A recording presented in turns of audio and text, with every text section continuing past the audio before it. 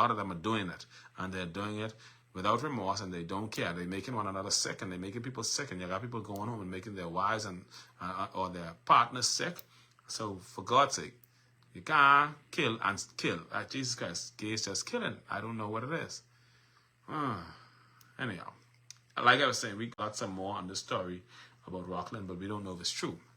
It is alleged that the Kelson Thompson allegedly, when he was arrested by police, didn't resist. He actually came to and told police exactly what transpired. He apparently did. Rockland created this idea that he was trying to help him, and then eventually took advantage of him. But he was getting paid, and so he allowed it to take place. But he was not aware that Rockland allegedly had a very deadly disease, and it is alleged that Rockland may have transmitted that disease to him, and that upset him, and he took Rockland's life as a result of his anger over that incident. But we don't know if that's true. That's just an alleged story that was told to us allegedly, and hopefully it is not so, but we don't believe it. It's alleged.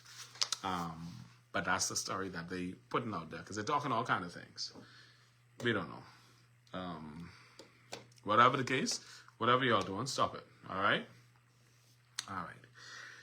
A next story, parents cry foul over mounting costs in government schools. This has to stop. Concerns are mounting across the country as frustrated parents raise alarm over what they describe as an increasing financial burden being placed on families by the public school system at a time when many are already struggling to make ends meet. Information shared with TMI, it's all alleged, paints a troubling picture of weekly financial demands, including repeated dress-up days, costly anywhere from $3 to $10, mandatory purchases of school uniforms and PE kits directly from schools, registration fees ranging from $60 to $120, and the cultural participation costs that reportedly run as high as $150 per child.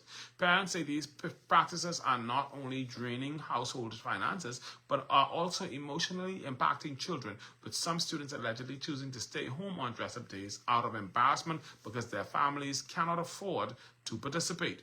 According to the concerns raised, junior Junkanoo groups receive seed funding, yet children are still required to pay significant fees just to take part in cultural activities that are meant to unite and uplift. Parents are questioning why participation in Bahamian culture has seemingly become a pay-to-play system, particularly within government-funded schools.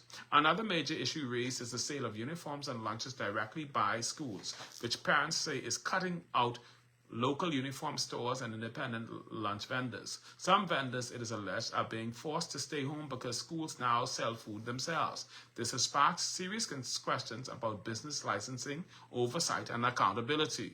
Parents are also asking why, despite the existence of school boards and government education budgets, the financial pressure continues to fall disproportionately on families.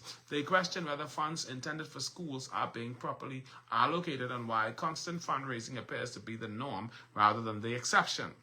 Adding to the frustration is the perception that academic performance has not improved, with critics pointing to national grade levels that they say have remained at D- for years, despite the increasing financial demands. Some allegations go further, claiming that teachers are routinely selling items in classrooms, blurring the lines between education and commerce, and raising ethical concerns about the learning environment.